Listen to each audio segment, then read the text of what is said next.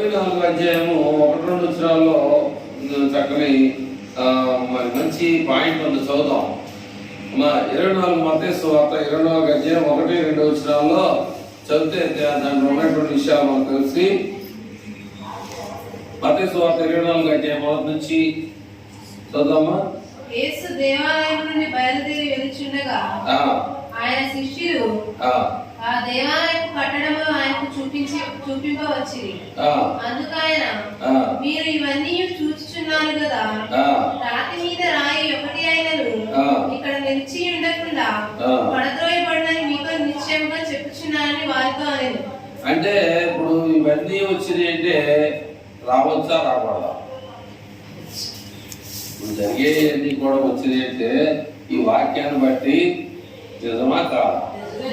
యేసు ప్రభు వారు చెప్పినవన్నీ కూడా ఏమవ్వాలి? నెరవేర్పు జరగాలి. ఆయన చెప్పినవన్నీ కూడా ఖచ్చితంగా అచ్చులాగా ఖచ్చితంగా మన కంటికి కనపడాలి. అంటే ఆ దేవాలయం అందముందో ఎలా ఉందో నాకు తెలీదు, కానీ వాళ్ళు ఏం చేస్తారంటే దేవాలయం వైపు చూస్తున్నారు. వాళ్ళు ఎవరు చెప్పాలి? ఎక్కడున్నారు? శిష్యులు. ఏంట్రా బాబు మీరు దీనికి ఎలా చూస్తున్నారు, నాయన చూస్తలేదని చెప్పి నేను చెప్పి మాట్లాడలేదని అనుకోవచ్చు. మనం చిన్నపిల్లలు తీసుకొచ్చాం అనుకో, మీరందరూ ఆ పిల్లడికే చూస్తారు. అట్లా ఆయన కూడా ఏం చేయండి, దేవాలయం ఎందుకు మీరు అలా చూస్తున్నారు? ఇవన్నీ ఎప్పుడైనా ఒకసారి ఏమవుతాయి అన్నాడు, శుభ్రంగా మట్టం నేల మట్ట అవుతాయి అన్నాడు. అంటే ఆయన చెప్పిన మాట ఏమవ్వాలి? జరగాలి. జరగాలంటే ఇలాంటివన్నీ కూడా వస్తూ ఉంటాయి. కానీ విశ్వాసకి అవిశ్వాసకి తేడా ఉందా? విశ్వాసి అనేటువంటి వ్యక్తి భయం ఉండకూడదు. విశ్వాసి అనేటువంటి వ్యక్తికి ఎలాంటి బెదురు ఉండకూడదు. కడుపులో ఎలాంటిది ఏమైపోతామో ఏంటని చెప్పేసి అలాంటి భయం ఉండకూడదు. మీకు తెలుసా ఒత్తిదని తెలుసుదా? పొలాల్లో ఉంటుంది గారు ఒత్తి తెలియదని. దాని కాళ్ళు ఎలా ఉంటుంది తెలుసా? ఈ పెన్ను కన్నా సన్నగా ఉంటాయి. ఈ పెన్ను కన్నా చాలా సన్నగా ఉంటాయి. అదేమంటుందంటే రేతిరి ఆకాశం నా మీద పడుతుంది, కాళ్ళు పైకి ఎత్తుకుంటున్నా. అట్లాగే మనం ఎంత ఆపాలి, దేన్నన్నా విపత్తును ఆపాలని అనుకున్నా, ఎందుకంటే దేవుని చిత్తం ఇక్కడ జరుగుతుంది చెప్పాడు కదా. చెప్పింది ఏమవ్వాలి? నెరవేర్పు జరగాలి. కాబట్టి నువ్వు ఆపడానికి ప్రయత్నం చేసినా కూడా ఆగదు. 3వ వచనాన్ని మనం చూస్తే చదవమ్మా. 3వ వచనం, ఆయన ఒలీవ కొండ మీద కూర్చుండి ఉన్నప్పుడు శిష్యులు ఆయన ఎద్దకు ఏకాంతముగా వచ్చి, ఇవి ఎప్పుడు జరుగును? నీ రాకడకును ఈ యుగ సమాప్తికి నీ సూచనలేవి? మాతో చెప్పునదేమనగా, యేసు వారితో ఇట్లనేను, ఎవడను మిమ్మల్ని మోసపరచకుండా చూచుకొనుడి. అనేకులు నా పేరట వచ్చి నేనే క్రీస్తునని చెప్పి పలువురిని మోసపరచెదరు. అదే మనకు కావాల్సింది. ఎందుకంటే మన దగ్గర ఉన్నటువంటి ఆ భక్తి ఇతరులు మిమ్మల్ని మోసగిస్తూ ఉంటారు, కానీ చాలా జాగ్రత్తగా చూసుకోవాలన్నాడు. కాబట్టి ఈ భక్తిని మనం ఏం చేయాలంటే తారుమారు చేయకూడదు. దేవుడు కూడా చెప్పేది అదే. ఏమని చెప్పాడు తెలుసా? ఏం చెప్పాడు? ఉంటే సలగా ఉండు, నీళ్ళలో ఉండు, లేకపోతే ఒడ్డుకొచ్చేయి. సగం మునిగి సగం మునిగమనేటువంటి పరిస్థితి పని చేయబాక. చాలా మంది చెప్తూ ఉంటారు, ఏమి కూడా మీరు నమ్మదు, బైబుల్ నమ్మకం గ్రంథం ఉండేది. యేసు ప్రభువారు ఏమైతే మనకి చెప్పాడో, ఏమైతే జరుగుతాయో చెప్పాడో అవి జరుగుతున్నాయా లేదని ఖచ్చితంగా నువ్వు ఏం చేసుకోవాలి? గుర్తించాలి, కోడీకరించాలి, కూడుకోవాలి. లెక్కల్లో కూడుకోవాలి. ఒక అంకి తేడా వస్తే డబ్బులు తేడా వస్తాయి.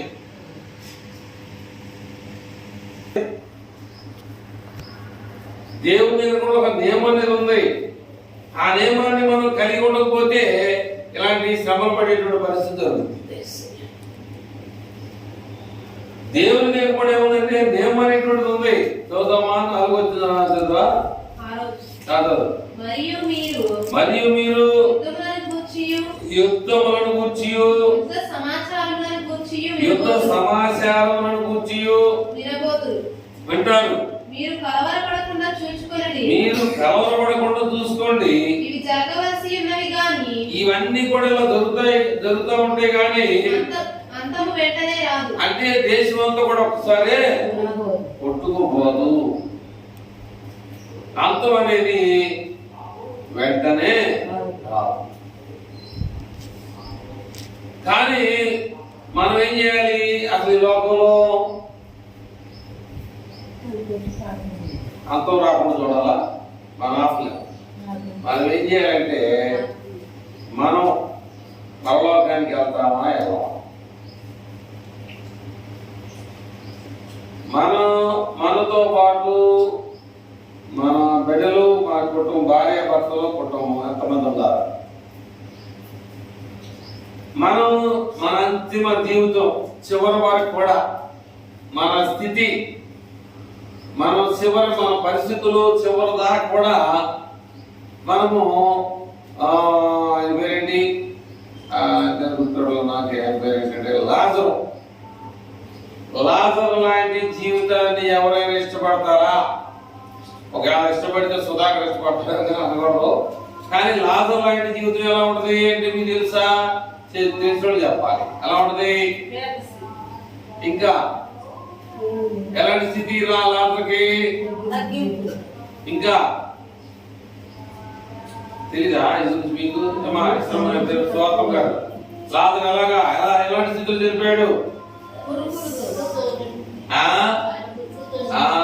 ఇంకా ఏమో జరిగింది? కుక్కలు కూడా వచ్చి ఎవరన్నా ఇష్టపడతారా? చిట్టిమ్మ గారు అదే టైగర్ మీ దగ్గర పాత లోపల మరీ అది చెప్తారు. అంటే ఏంటంటే అలాంటి దేవుని కొరకు తాను అలాగా నిలబడిపోయాడు అన్నమాట. స్థిరపడిపోయాడు. కథోత్సవమైన వాడిగా. కథోత్సవాన్ని ఎవడు చెప్పలే నాకు ఆయనే ఇంకంటే ఎవరన్నా రాదు. నేను ఏమన్నా ఇవ్వాలి. ఇంకా మీకు క్లారిటీగా తెలియాలంటే షటకు మెషక్ అబేద్నెగో అని బైబిల్లో ఉండాలి. ఇక్కడ ఉన్నవాడు కాదు. వాళ్ళు కూడా ఏం చేశారంటే నువ్వు చెప్పిన శాసనాన్ని మేము పాటించాం, నువ్వు చెప్పిన శాసనానికి మేము తలవకం, మేము నమ్మిన దేవుడు మమ్మల్ని బతికించకపోయినా పర్వాలేదు. అప్పుడు ఏం చేయాలనుకుంటా? నీ షడ్రక మెషక్ అబేద్నెగో రాజు అగ్ని గుండములో పడేయడానికి వాళ్ళు ఇష్టపడ్డారు. రాజు ఇష్టపడ్డాడు. పడడానికి కూడా షడ్రక మెషక్ అబేద్నెగో సిద్ధంగా ఉన్నాం. ఇదేంటో మీకు అర్థమవుతుందా లేదా? అదేం మంట? రాజు ఏమన్నాడు? ఒక మంట కాదు, ఎన్నిసార్లు రెట్టింపు? 7 రెట్లు మంటనే పెంచేయమన్నాడు. 7 అంతలో 8 అంతలే చేసుకున్నాం. మేము నమ్మినటువంటి దేవునికి మా యొక్క నియమాన్ని కలిగి ఉంటాం. మేము నమ్మినటువంటి దేవుడితోనే మా ప్రయాణాన్ని చచ్చిపోయినా బతికినా ఏమన్నా కానీ నీ ఇష్టం వచ్చి చేసుకో. రాజు నీ ఇష్టం వచ్చిన పని చేసుకో. రాజు తలుచుకుంటే దెబ్బలు కుదలు అని మనం అంటాం. కానీ రాజు ఓడిపోయాడు. అక్కడ షడ్రక మెషక్ అబేద్నెగోలు దేవుని చిత్త ప్రకారంగా వారు అగ్ని గుండంలో నుంచి బయటకు వచ్చారు. అలాంటి పరిస్థితులు ఏమన్నా దేవుడు మనకి ఏమైనా పెట్టాడా? అలాంటి ఏమంటారండి పరీక్ష సమస్య ఏమైనా మనకు పెట్టాడంటే పెడితే పెట్టుండొచ్చు. కానీ అంతకన్నా ఎక్కువ అంతే పెట్టడం. వదులు లేకపోవచ్చు, ఇల్లు లేకపోవచ్చు, అగ్గి లేకపోవచ్చు, లేదా ఆరోగ్యం సరిగా లేకపోవచ్చు, లేదా ఏ రకమైనటువంటి తినడానికి తిండి లేకపోవచ్చు. కానీ ఆయన పేరేంటి? లాజర్ లాగా ఒక నియమాన్ని కలిగి ఉండాలి. షడ్రక మెషక్ అబేద్నెగో లాగా ఖచ్చితమైనటువంటి మాట. ఈ మాట అంటే మాటే. మేము ఎవడు చెప్పినానో నీ చేతనైన పని చేసుకో అని చెప్పేసి షడ్రక మెషక్ అబేద్నెగో అడిగారు. ఇక్కడ ఏమన్నారంటే ఈ ఆలోచనలో మరి మీరు యుద్ధములను గురించి యుద్ధ సమాచారం గురించి వినబోదు. మీరు కలవరపడకుండా చూసుకోండి. మీరు కలవరపడకుండా చూసుకోండి. ఇవి జరగవలసి ఉన్నవి గాని ఇవన్నీ జరుగుతూ ఉన్నాయి కానీ అంతము వెంటనే రాదు. ఒక్కసారి దేశాన్ని దేవుడు తీసుకొని వెళ్ళడం. ఎందుకని మనమందరము కూడా ఆయన సొత్తైన ప్రజలు అన్నమాట. సొత్తు అంటే ఏంటి తెలుసా మీకు? సొత్తు అంటే తెలుసా? తెలీదా? ఏంటి చెప్పండి. ఏంటండి సొత్తు అంటే ఏంటి? రక్త సంబంధం. ఆయన సొత్తు. ఆయన మనం విడిచిపెట్టడు. మనం పిల్లలకి ఏదన్నా సందర్భంలో ఏదైనా చిన్న చిన్న గొడవలు మీ ఓడు ఇట్లా అరుచుకున్నారని ఎలా కూడా అంతకన్నా ఎక్కువ కూడదు మన మీద దేవునికి. నీకు తెలియదు ఆ సంగతే. మనం ఆయన సొత్తైన ప్రజలు అనేటువంటి సంగతి మర్చిపోకూడదు. ఆయన సొత్తైనటువంటి ప్రజలైనటువంటి విషయాలు మనల్ని అంధకారంలో నుంచి విడిపించాడు. ఆయన అంధకార సంబంధమైన అధికారంలో నుంచి మనల్ని విడుదల చేశాడు. అంధకారం అంటే ఏంటి? చీకట్లో నుంచి నిన్ను బయట తీసుకొచ్చాడు. ఆయన అంధకార సంబంధమైన అధికారంలో నుంచి తాను ప్రేమించినటువంటి తన యొక్క రాజ్య నివాసులుగా మనం చేయడానికి దేవుడు ఆయన మన కోసం తన ప్రాణాన్ని ఇచ్చాడు. డబ్బులుగా నేనిచ్చాం. తన ప్రాణాన్ని మన కోసం దారిపోసాడు. ఎక్కడి నుంచి? పెంట కుప్పలో నుంచి మనందరూ తీసుకొచ్చి బయటికి తీసుకొచ్చాడు. డబ్బు కావాలి. డబ్బు ఎక్కుంటే జబ్బు వస్తుంది. డబ్బు కావాలి కానీ డబ్బు ఎంతవరకు దాన్ని ఉపయోగించాలో అదే. మనం డబ్బులు కలిగిందని చెప్పేసి దేవుని మర్చిపోకూడదు. డబ్బులు మనల్ని నడిపిస్తుంది కాదట్లా. కానీ ఒకసారి డబ్బు కొట్టాయి. ఇంకోసారి చెప్పారు. ఇక్కడ ఒక ఆయన వంటంలో ఎమ్మెల్యే గారని ఆయన ఒక మాట చెప్తే తుఫాన్ ఆగిపోతుంది. దేవుడు ఒక మాట చెప్తే తుఫాన్ ఆగిపోతుంది. ఆయన తెలుసు. ఆయన చెప్పలా. ఆయన తెలుసు. ఆయన చెప్పాలి. ఆగిపోతే ఏం జరగదు.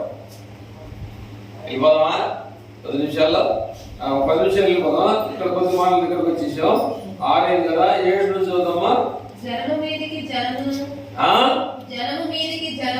మీదికి జనమును రాజ్యము మీదికి రాజ్యమును లేచును. అక్కడక్కడ కరువులను భూకంపములను కలుగును. ఇవన్నీ కూడా వేదనలకి ప్రారంభం. అప్పుడు జనులు మిమ్మల్ని శ్రమల పాలు చేసి చంపెదరు. మీరు నా నామము నిమిత్తము సకల జనముల చేత అంటే ఎందుకని అవుతాం అంటే దేవుని మాట ఖచ్చితంగా లాజర్లాగా మనం ఉన్నట్లయితే లేదా షడ్రకు మెషక్ అబేద్నెగోలాగా ఖచ్చితమైనటువంటి నియమాలు కలిగి ఉంటే మనము ఒకవేళ అక్కడో మాట ఇక్కడో మాట చెప్పుకుంటూ వచ్చామా దెబ్బతింటాము. ఏ మాటలో తెలియక మధ్యలో పడతాము. అనే విషయాన్ని తెలుసుకోవాలి. ఏ చేస్తారంటే జనం మంచి చెప్పిన వాళ్ళు ఏం చేస్తారు? చెడు చెప్తారని చెప్పేసి ఆఖరి వచ్చిన వాళ్ళు 9 వచ్చిన అప్పుడు జనులు మిమ్మల్ని శ్రమల పాలు చేసి చంపెదరు. మీరు నా నామము నిమిత్తము సకల జనముల చేత తిడతారన్నమాట. ఇవన్నీ కూడా భరించాల్సినటువంటి బాధ్యత భావం ఎవరి మీద ఉంది? క్రైస్తవుడు అన్నవాడు. క్రైస్తవుడు అంటే అర్థం ఏంటి తెలుసా? క్రైస్తవుడు అంటే అర్థం ఏంటంటే శ్రమను ఇష్టపడినవాడు, శ్రమని కోరుకునేవాడు క్రైస్తవుడు. క్రైస్తవుడు అనేటువంటి మాటకు అర్థం ఏంటంటే శ్రమని పాలు పంచుకునేవాడు క్రైస్తవుడు. కనుక ప్రేమటువంటి వల్ల చాలా పెద్ద సంఘాల్లో చాలా మంది కూడా ఏం చేస్తారంటే కొంతమంది సుధాకర్ లాంటి వాళ్ళు, మ్యాచెస్ లాంటి వాళ్ళు ఏం చేస్తారు తెలుసా మీకు? ఏం చేస్తారు? పరిస్థితి చేస్తాం, పరిస్థితి చేయాలి. దేవుడు మరి టాబ్లెట్ ఓడటం, రొటీన్ లక్షలు అందించడం, లేదా ప్రార్థన చేయటం, ప్రార్థన చేసి బిడ్డలు రాకపోతే ఎందుకు రాలని చెప్పేసి అడగటం, అడిగి ప్రోత్సహించే కార్యక్రమాలని నువ్వు లోకంలో నుంచి నశించుకోకూడదు, దేవుడు పరిస్థితుల నుంచి నువ్వు పోకూడదు అని చెప్పేసి వాళ్ళు ఏం చేయాలంటే వాళ్ళు కొంతమందిని ఏమంటారు వాలంటీర్స్ గా తీసుకొని వాళ్ళని పర్యవేక్షణలో ఉంటారన్నమాట. భోజనాలు పెట్టే కాడ కానీ, ప్రేయర్ కాడ కానీ, అన్ని విషయాల్లో కూడా చాలా జాగ్రత్తగా అన్నాన్ని పాడు చేయకుండా, వృధా చేయకుండా, అలాగే సంఘంలో వచ్చే ఆ విశ్వాసులందరినీ చక్కగా కుర్చీ లేకపోతే ఆయన లేచి ఆమె కూర్చోబెడతాం, అదైనా కుర్చీ లేదు కానీ కూర్చున్న కుర్చీ ఇచ్చేసి ఆయన కూర్చోవడం, అది విశ్వాస యొక్క ఆలోచన, అది విశ్వాస యొక్క తలంపు. అంతేగాని వెళ్ళిపోవాలని కొత్తగా వచ్చాడు వ్యక్తి, నాకు కుర్చీ కావాలి, కుర్చీలో కూడా కూర్చున్నాడు, ఏజ్ పెద్ద అయింది, ఏం చేయాలి మనం? ఇక్కడ స్థానికులు మనం ఏం చేయాలంటే ఎమ్మటే లేచి కూర్చొని ఇచ్చా. అట్లాంటిది కూడా దేవుడు పనేది, అది కూడా దేవుడు చూస్తాడు పని. ఆ పనిని బట్టి దేవుడు మనకి జీతాన్ని ఇస్తాడు. బైబిల్ ఉంది, పనివాడు తన జీతానికి పాత్రుడు అని చెప్తున్నాడు, ఖచ్చితంగా చెప్తున్నాడు ఆయన, మొహమాటం లేకుండా. కాబట్టి ప్రియమైన వల్ల ఈ 24, 25 అధ్యాయంలో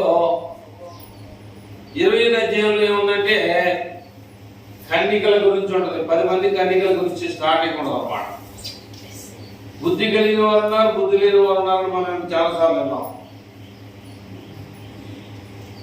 వరదలో చిక్కుకోకుండా పెళ్లి విందులోకి పోయిన వారు ఉన్నారు 5 మంది. ఆయన తక్కువగా ఉండలే సరిపోతాం అనుకున్న వారు వరదలో చిక్కుకున్నారు. అది ఎవరు తప్పు? దేవుడా. ఏమన్నాడు ఆయన? వాళ్ళు ఏం చేశారు? 5 వరద తప్పుకున్న వాళ్ళు ఏం చేశారు?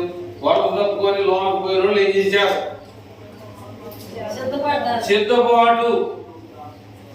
సిద్ధపాటు కలిగి ఉన్నారు. అర్థమైనా? సిద్ధపాటు అనేది లేకపోతే మనం ఎంత చేసిన కూడా వేస్తాం. మన ఎంతో డబ్బులు రావచ్చు, ఎంతో డబ్బులు సంపాదించుకోవచ్చు, ఎంత డబ్బులు వచ్చినా కానీ దేనికి ఎంత ఖర్చు పెట్టాలని లెక్క తేవాలి. నేను చెప్పాక ఆడిట్లో 200 తేడా వచ్చినప్పుడు ఖచ్చితంగా నాకు చూపించాల్సిందే. నేను రేపు మొత్తం అన్ని సరి చేసి రాసించుకోబాబు అని చెప్పేసి వెళ్ళిపోతాడు. నీకు ఎంత అవుతున్నాయి, ఎంత వాడుతున్నావు, మిగులుతున్నాయా, తగులుతున్నాయా, ఎందుకు అప్పు అవుతుంది ఏంటి అనేది నువ్వు చూసుకుపోయావుకో నీ కుటుంబం మొక్కపడిపోతుంది. వచ్చేదంత, వాడేదంత, మిగులుతుందా, మొక్క అవుతుందా అంటే అప్పు అవుతుందా చూసుకున్నావా లేదా? అది బాగా సంపాదించాడు అనుకున్నావా? ఏమనుకున్నావు? అడిగేది ఎక్కడి నుంచో డబ్బులు అనుకున్నావా? అది తప్పది. నీకు వచ్చేదంతా, నువ్వు ఖర్చు పెట్టేదంతా ఏమైనా మిగులుతున్నాయా, అప్పు అవుతున్నావా? అది చూసుకుపోయానుకో కుడి తొట్లో పోసినాడు, కడిగి నీళ్ళు జల్లినట్టు చుట్టూ బొక్కలు తల్లిడి తెలుసా? బొక్కలకి నుడుదా? ఆ బొక్కల నీళ్ళు వచ్చే ఉంది వెళ్ళిపోతుంది నీళ్ళు. చూసుకోవాలి, నీకు వచ్చే రాబడి ఎంత, నువ్వు ఖర్చు పెట్టినంత మిగులుతుందా, ఎందుకు ఖర్చు అవుతుంది, ఎందుకు నువ్వు అప్పు అవుతుంది, నెల నెల అప్పు అయితే సంవత్సరానికి ఎంత అవుతుంది అది తెలుసుకోవద్దా? ఇప్పుడు ఆలోచన మనకి కూడా ఎందుకు ఉండదు అనేది. కుటుంబాలు అప్పులు పోవాలి కానీ డబ్బులు ఉండకుండా పోవడం కానీ కారణం ఏంటంటే మన దగ్గర నియమం లేదు. ఏం లేదు? నియమం లేదు. ఆ మాట అన్నాడు బైబిల్ చాలా చెప్పాడు. జట్టి అయిన వాడు, జట్టి అయినటువంటి ఎదురోడు మన మీద తగ్గ పోటానికి వచ్చిన నియమం ప్రకారం పోటాడమన్నాడు బైబిల్లో ఉంది. నియమం ప్రకారం నువ్వు పోటాడితే నీకు జీవకిరణం దొరుకుతున్నాడు. నియమం లేకుండా పోటాడితే అంటే ధనలో శాంతాలు చెప్పారు ఈ మాట. తిమోతికి పౌలు చెప్తారు. తిమోతి అయితే అవనస్తుడు, కుర్రోడు. అపోస్తలుడు పౌలు తిమోతికి ఏమంటాడంటే, నా కుమారుడా, జట్టి అయిన వాడు నీ మీదకి వచ్చినప్పుడు నియమం ప్రకారంగా పోరాడకపోతే నీకు ఆశీర్వాదం దెబ్బతింటావు. జాగ్రత్త. కనుక అట్లాగే మన అందరినీ కూడా దేవుడు ఏం చేయాలనుకుంటున్నాడు? ఒక మంచి స్థితిలోనికి తీసుకురావాలనుకో.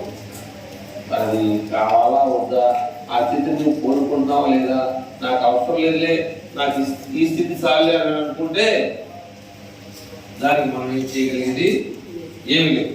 కాబట్టి అతికర్తకి అవ్వాలి. ఎందుకు అవ్వాలి? ఆస్తికి నువ్వు డబ్బులు బాగా సంపాదించాలి, సరిపోతులే అనుకుంటూ కాదు, సంపాదించుకోవాలి. సంపాదించుకొని ఏం చేయాలి? ఎవరు చూపించాలి? మనం బైబిల్లో స్తోత్రం గారు ఎవరు చూపించాలి? జక్కయ్యని చూపించాలి. నా ఆస్తిలో సగభాగం మొత్తం నీ పేరు మీద ఇచ్చేస్తాను. నా ఆస్తిలో సగమైనటువంటి భాగాన్ని ఒకవేళ ఎవరి దగ్గర నిర్ణయంగా ఏదైనా ఒకటి తీసుకుని 4 వంతులు కల్పిస్తా. ఎందుకని? ఆయన ఉంది కాబట్టి. లేకపోతే ఏం చెప్తాడు?